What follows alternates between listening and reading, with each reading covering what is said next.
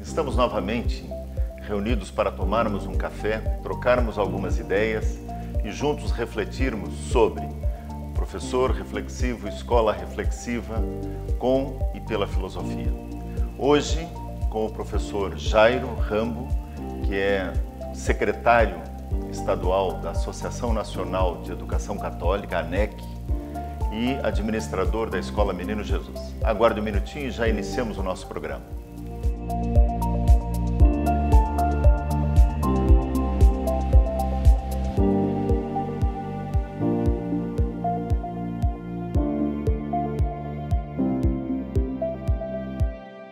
Estamos retornando à nossa conversa de hoje e, junto com o professor Jairo, vamos conversar, tomar um café, discutirmos sobre algumas ideias com relação à escola reflexiva e professor reflexivo. Antes de iniciarmos essa nossa conversa, professor Jairo, eu queria ler aqui um texto de Gandhi, atribuído a Gandhi, faça o que eu faço. E nós, como educadores reflexivos, precisamos também dizer para os nossos alunos como nós fazemos a reflexão, de que maneira nós queremos refletir. Uma mãe levou o filho até Gandhi e lhe implorou: por favor, Gandhi, diga a meu filho para não comer mais açúcar. Depois de uma pausa, Gandhi pediu à mãe: traga seu filho de volta daqui a 2 semanas. 2 semanas depois, ela voltou com o filho. Gandhi olhou bem no fundo dos olhos do garoto e lhe disse: não coma açúcar. Agradecida, porém perplexa, a mulher perguntou a Gandhi: por que me pediu 2 semanas? Podia ter dito a mesma coisa a ele antes. E Gandhi respondeu-lhe: há 2 semanas eu também estava comendo açúcar.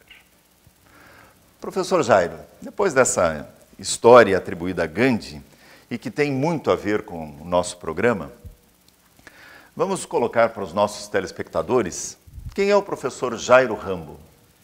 Muito bem, professor Silvio. Primeiro quero agradecer ao convite de estar nesse café com você, dar-lhe os parabéns pelos 25 anos do Centro de Filosofia e Educação para o Pensar, elogiá-lo pelo brilhante trabalho que faz à frente desse centro e oportunizando que muitas escolas no país inteiro, no Brasil inteiro, tenham a oportunidade de refletir propositalmente sobre as suas ações, não uma filosofia transversal, mas uma filosofia prática, realizada com intenção, reunido e fazendo um programa que leve para a mudança de comportamento ou pensar sobre as coisas que faz. Então, muito obrigado pelo convite, parabéns por isso. Eu, em nome da ANEC, quero parabenizá-lo, até porque a ANEC, com a antiga EIC, foi muito parceira de você, do seu centro, ao longo desses 25 anos. Bom, Jairo Rambo é um gaúcho, e aliás em Florianópolis tem muito gaúcho. Eu não vim para cá para morar, eu vim para cá para estudar. Eu sou filho de colonos, estudei numa escola rural até a 3ª série, fui alfabetizado em multissérie, eram as 3 primeiras séries do ensino fundamental juntas, a primeira série numa fila, a segunda na outra e a 3ª na outra. Isso não faz muito tempo, foi em 78, é bastante tempo, mas não é tanto tempo assim em relação à nossa história. Então, até pouco tempo atrás, a gente era alfabetizado assim. E saí, ao final da 8ª série, saí da zona rural e fui estudar interno num colégio marista, também visando a vocação religiosa. E lá fiz o ensino médio magistério e depois fiz as etapas de formação da vida religiosa do religioso marista, que foi o postulado, o noviciado e escolasticado. Nesse período fiz teologia, 2 anos de teologia, e ao final desses 2 anos eu acabei saindo da vida religiosa e fiquei morando em Florianópolis, que eu já estava aqui para estudar e acabei ficando aqui. Então, comecei a trabalhar numa escola, já que eu tinha o ensino médio e os irmãos maristas, a sua principal missão é a educação. Eu fui contaminado por essa paixão E continuei, assim que estava fora da vida religiosa, fui trabalhar no Colégio Menino Jesus e lá fiz toda a minha vida profissional até 2003, quando saí por um tempo, fui numa outra instituição e retornei em 2010. A minha formação acadêmica é administração, a teologia, ciências religiosas, é uma teologia mais curta, de 2 anos, administração, depois fiz mestrado em administração e é a área que eu atuo hoje, além de ser o secretário em Santa Catarina da ANEC. Esse é o Jairo Rampo. Pois é, o professor Jairo coloca 2 coisas interessantes. Primeiro, a ligação da Associação de Escolas Católicas, a AEC, como a grande parceira há 25 anos atrás, quando iniciamos esse trabalho, foi a que abriu as portas das escolas aqui em Santa Catarina para a gente iniciar o trabalho. E a outra coisa que o professor Jairo coloca, que é muito interessante, é essa caminhada, né? E eu me lembro sempre, quando eu faço essa pergunta, de um grande educador que dizia, né, se nós quisermos que os nossos filhos, que os nossos alunos nos olhem com os olhos humanos, nós precisamos contar a nossa história. Por isso que eu fiz questão de perguntar para o professor Jairo um pouco da sua história, um pouco da sua caminhada. E isso é interessante para a gente também mostrar que somos humanos, que temos caminhos e vamos percorrendo esses caminhos. Agora, professor Jairo, dentro dessa sua formação, desde os primeiros anos escolares, formação acadêmica, formação religiosa que o senhor teve junto aos maristas, o que inspirou, essa é uma pergunta, o que inspira uma pessoa para ser educador no século XXI? Professor Silvio, o principal motivo é a convicção. Você deve estar convicto daquilo que você quer fazer da sua vida. Se você vai ser um advogado, você vai ser advogado e bom advogado, porque essa é a sua convicção.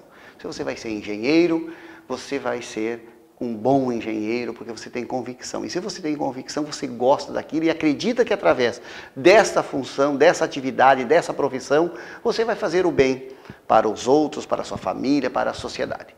O educador, ele é a mesma coisa. Ele tem que ter essa convicção, ele tem que ter essa paixão, ele tem que acreditar de que vai fazer a diferença na vida das pessoas, na vida da sociedade, na vida daquelas que entram em contato com ele ou que ele tem a oportunidade de conviver.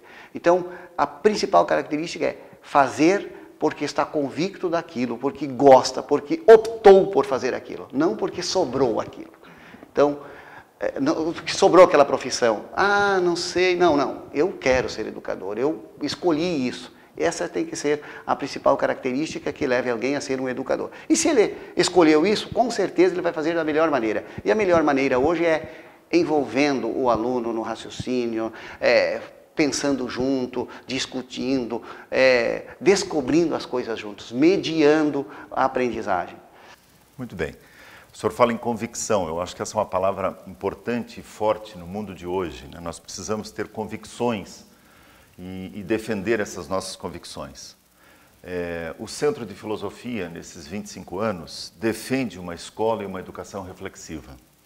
Na sua opinião, quais as características de uma escola reflexiva? O que mostra que numa escola, educadores e a estrutura estão fazendo reflexão com seus alunos, que é algo que nós queremos enquanto educadores, enquanto pais?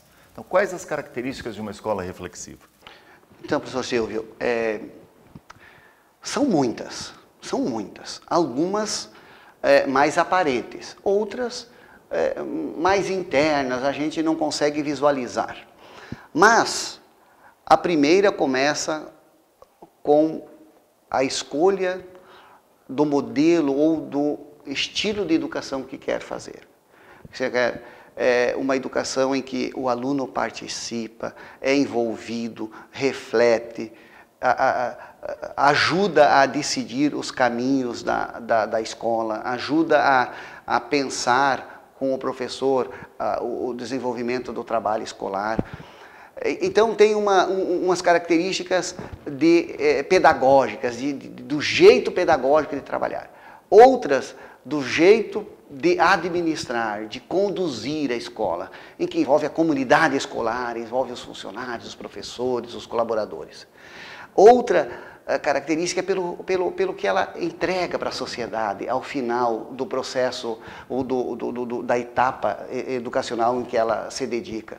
Se ela entrega cidadãos que são responsáveis, que são zelosos com o bem comum, se são comprometidos com uma sociedade mais justa, mais igualitária, com o meio ambiente, né, com preocupações com o meio ambiente. Então, são várias características, mas essas três, dá para distinguir uma escola que quer mudar ou uma escola que quer ter alunos. Muito bem. Sr. Rambo, nós vamos para um rápido intervalinho e eu queria deixar um gancho para nosso retorno. Uma das características que o senhor coloca de uma escola reflexiva é uma escola que se transforma numa comunidade de aprendizagem investigativa. Sobre isso nós conversamos daqui um minutinho.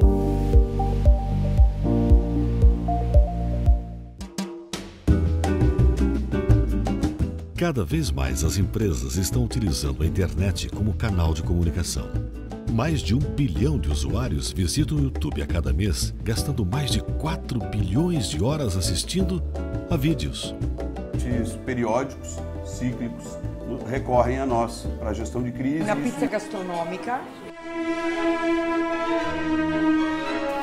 A gente trouxe uma estratégia diferente e logo no nosso início... Vamos ajudá-lo a conquistar mais sucesso.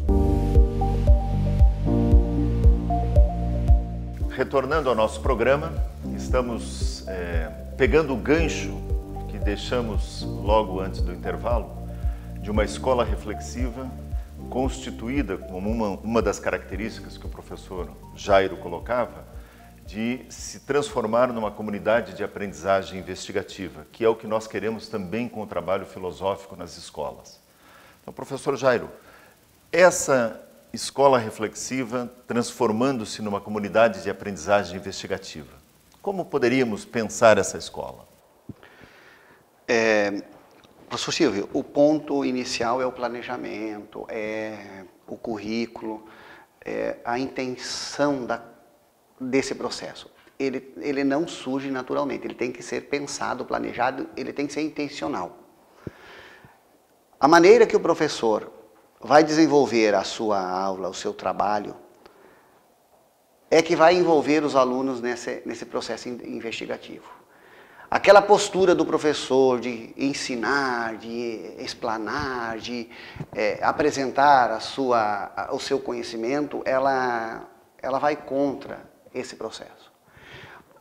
Temos que partir o professor tem que partir daquele processo de que ele é um mediador. Ele é mais um aprendendo naquele processo. A partir desse momento, a partir de que essa intenção está explícita no planejamento, está pensada, a escola começa a ser uma escola em que o processo investigativo faz parte dela, não é uma questão ocasional, é intencional. Então, o principal ponto é o professor estar ciente disso, de que ele é mais um em aprendizagem. É ele que vai mediar, os alunos vão ser envolvidos nesse processo. Com isso, todas as ferramentas tecnológicas vêm à tona. Não tem como mais a escola ignorar a tecnologia portátil, né? Porque a tecnologia de uso coletivo, ela já está há uma década praticamente dentro das salas de aula ou mais. Né? Mas a tecnologia portátil, aquela que o aluno carrega consigo, que todos nós carregamos, essa tecnologia é que vai agilizar esse processo, essa pesquisa coletiva, vamos dizer assim, esse processo de construção do conhecimento juntos, não recebido. O senhor me fez lembrar, e eu queria também lembrar aos telespectadores, que aí no pé do seu vídeo, da sua televisão, está o site da Editora Zófos, onde nós temos uma enquete, e essa enquete também é sobre esse assunto do programa, Escola Reflexiva, Educadores Reflexivos. Participe, coloque lá sua opinião sobre se a sua escola ou a escola dos seus filhos é uma escola reflexiva.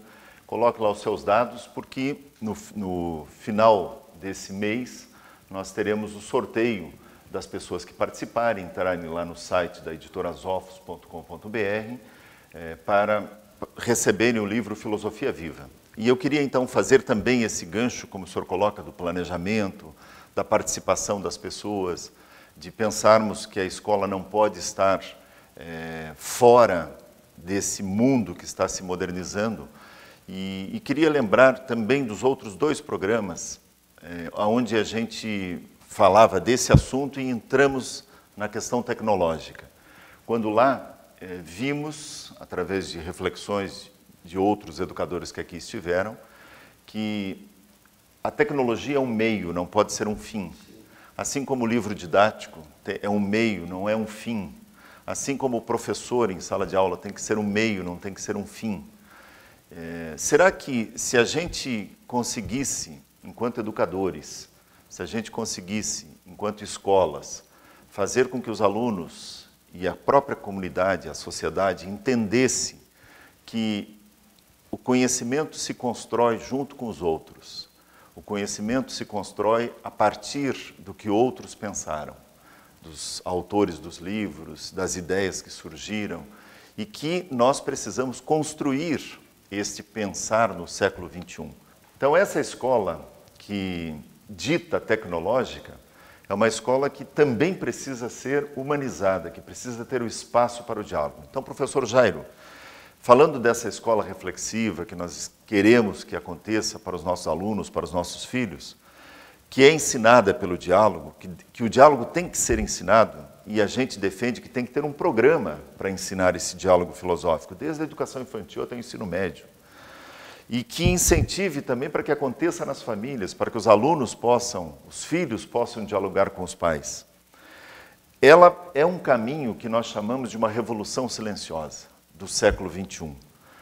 E muitas escolas por esse país estão se envolvendo nessa revolução silenciosa. O que o senhor acha que a escola precisa fazer? A escola pública, a escola particular, a escola leiga, a escola católica, enfim. O que a escola precisa fazer para que os alunos sejam reflexivos? Algumas coisas na vida acontecem por acaso, como consequência. Mas a maioria delas tem que ser intencional, tem que ser pensada, planejada.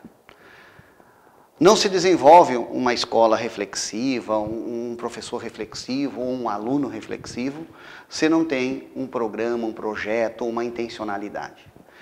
E aí entra uma característica da escola reflexiva que foi perguntada anteriormente e que eu reforço. É o professor reflexivo. É o professor que tem que ter a formação, que tem que ser preparado, que tem que ser o profissional desse processo. E apoiado por programas, por projetos. Nesse ponto é que eu antes elogiei o Centro de Filosofia e Educação para o Pensar. Tem que ter algo planejado, formalizado. A reflexão ou a habilidade de refletir e de pensar e de dialogar, ela tem que ser desenvolvida. E ela tem que ter um programa, um projeto para isso. Então, professor Silvio, não basta querer, não basta, eu quero que meus alunos sejam reflexivos, não. Eu tenho que adotar medidas, projetos, programas para que isso seja uma realidade. E a tecnologia, ela vai auxiliar, mas não é ela que vai fazer com que uma escola, ou um aluno, ou um professor, ou seja, uma comunidade reflexiva. Então, é muito diferente de você ter meios tecnológicos para que as questões que você planejou aconteçam, do que usá-los como fim. Então, essa é a grande diferença no meu ponto de ver. Muito bem. Também concordo, professor Jairo, que a gente precisa dar uma atenção especial, e é também uma preocupação nossa, enquanto um centro de filosofia e educação para o pensar, a formação do professor. E essa formação ela tem que ser constante, ela tem que ser continuada, ela não pode ser somente um momento. E o professor também tem que se conscientizar que os alunos do século XXI não são os mesmos de quando nós éramos alunos. Os alunos querem essa reflexão, eles querem esse espaço de diálogo, eles querem poder dizer a palavra e perceberem que eles estão sendo ouvidos quando eles dizem a palavra. E ouvidos pelo professor, ouvidos pelos colegas, ouvidos pelos pais. né? E aí eles se envolvem nesse diálogo, nessa conversa e respeitam o outro quando o outro está falando.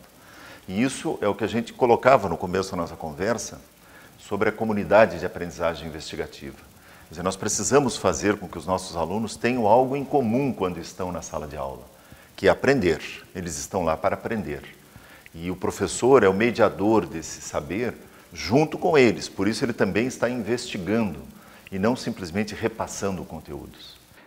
E esse diálogo, professor, aluno, essa interação é que desenvolve nos nossos cidadãos, os mirins, vamos dizer assim, a capacidade de respeitar, que vai suprimir ou suplantar o jeitinho brasileiro, que não é jeitinho, é falta de educação mesmo, de vantagem em tudo. Então, no momento que eu consigo dialogar, consigo perceber e me colocar no lugar do outro, eu começo a me dar conta de que certas atitudes, certos padrões de comportamentos são nada mais do que falta de educação, falta de compromisso com o bem comum. Muito bem, concordamos plenamente. Porque é esse o caminho de uma escola reflexiva que nós queremos, né? De professores reflexivos, que a gente possa formar cidadãos responsáveis, possa formar honestos cidadãos, né, que consigam viver no mundo e consigam participar da comunidade onde estão inseridos e serem agentes de mudança, de transformação. Todos nós queremos um mundo melhor, todos nós queremos viver numa sociedade melhor. E a partir, então, da escola reflexiva, a gente pode sonhar. Por isso que eu falei de uma revolução silenciosa.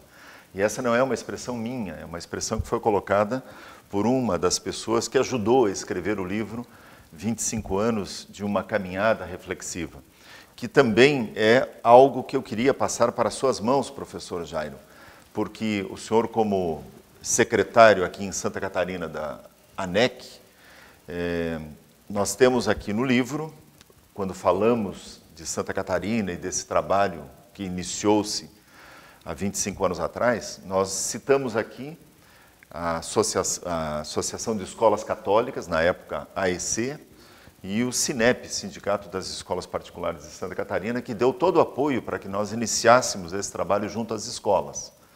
E de 25 anos atrás, começando com algumas escolas aqui em Florianópolis, hoje nós estamos no Brasil inteiro desenvolvendo esse programa, esse trabalho, com escolas, com professores, com alunos, com as famílias, para que a escola possa ser reflexiva.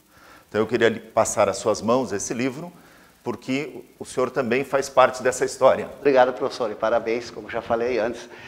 Espero que, e desejo e desejamos nós, enquanto ANEC, que as escolas católicas sejam pioneiras, foram pioneiras e continuam sendo pioneiras no ensino em que dê independência e autonomia ao cidadão, aos jovens de hoje, e que possam fazer uma sociedade diferente do que nós vivemos. Muito obrigado e parabéns.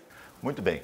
Nós vamos a um rápido intervalinho e depois as considerações finais, a mensagem final do professor Jairo.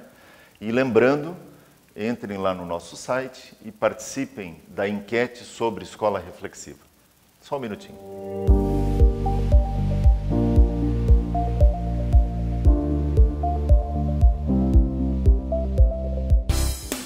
Uma TV que produz a imagem de sua empresa, transmite pela internet e ainda divulga nas redes sociais.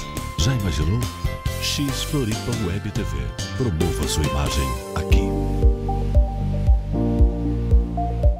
Retornando ao nosso programa, antes das considerações finais, eu gostaria de perguntar ao professor Rambo, porque ele é o secretário estadual da Associação das Escolas, da ANEC, Associação Nacional de Educação Católica, como é que o senhor vê as escolas em Santa Catarina nesse aspecto reflexivo, professor Rambo?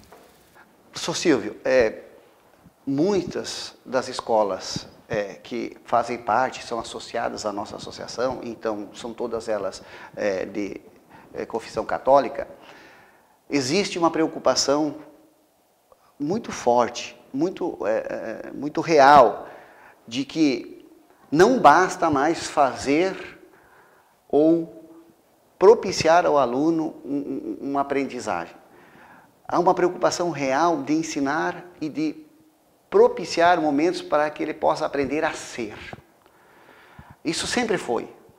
Isso sempre foi a filosofia, o jeito de nós trabalharmos. Mas hoje, mais do que nunca, notamos que ainda temos muito a crescer nessa linha de aprender, aprender a fazer, aprender a ser e levar isso para a vida.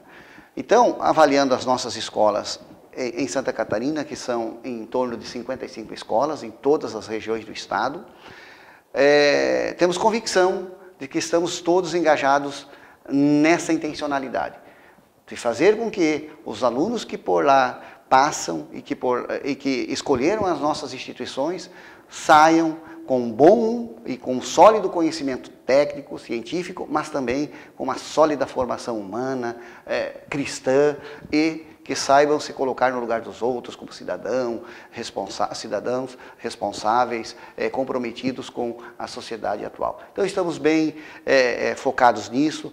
A nossa instituição tem promovido muitos eventos de formação continuada para o professor, para o gestor, para o diretor, para toda a família envolvida no processo educativo em nossas escolas. Muito bem. Não resta dúvida de que a Associação de Escolas de Educação, Associação Nacional de Educação Católica, é uma entidade importante, sim, no âmbito do Estado de Santa Catarina e em termos de Brasil. E queremos, juntos, podermos fazer reflexões e construirmos ações para que cada vez mais os alunos percebam a importância de uma escola com uma linha pedagógica, um querer chegar a algum lugar, portanto, com uma filosofia dentro da escola. Uma filosofia enquanto disciplina e uma filosofia enquanto linha pedagógica, enquanto projeto político-pedagógico. E a gente sabe que as escolas, de modo geral, têm essa preocupação. E as escolas querem que isso seja uma realidade. Hoje nós temos no Brasil mais de 2.000 instituições de ensino, educação básica e superior, 2,5 milhões de alunos nas instituições católicas, das quais muitas são parceiras do Centro de Filosofia e Educação para o Pensar. Então, estamos ainda juntos e continuaremos juntos, se Deus quiser. Muito bem. Então, agora, professor Jairo, algumas considerações finais suas, uma mensagem para os nossos telespectadores. Eu quero deixar uma mensagem especial aos educadores, aos professores. Eles são o centro e são os que estão diretamente ligados aos alunos e que são os articuladores, os mediadores desse processo. Eu quero usar as palavras do Papa Francisco, que diz muito bem o que nós precisamos hoje de vocês, educadores, que optaram, que escolheram, que tiveram a convicção de que essa é a profissão, a missão que vocês querem realizar na vida de vocês ou que nós queremos realizar na nossa vida. O educador, diz o Papa Francisco, nas escolas, deve ser, antes de tudo, muito competente, qualificado e, ao mesmo tempo, rico em humanidade. Os jovens necessitam de qualidade de ensino e os valores não devem ser somente enunciados, mas testemunhados. A coerência é um fator indispensável na educação dos jovens. Não se pode educar sem coerência, diz o Papa Francisco. E com isso nós concordamos, né, professor? Com certeza, com certeza. Professor Jairo, nós queremos agradecer imensamente a sua participação, enriquecendo as reflexões nesse nosso programa Café com Ideias, um momento de diálogo, que é o que nós queremos que aconteça na escola, na família, na sociedade. Por isso, esse espaço para a gente tomar um café e refletirmos sobre as ideias. E eu também queria, professor Jairo, que o senhor levasse a caneca onde nós tomamos o café de hoje. E essa é uma lembrança desse nosso encontro, desse nosso café, junto com os telespectadores. Então, essa caneca é sua e a gente encerra o nosso programa de hoje Agradecendo ao professor Jairo e agradecendo a todos os telespectadores por estarem conosco em mais esse momento de diálogo. Até a próxima.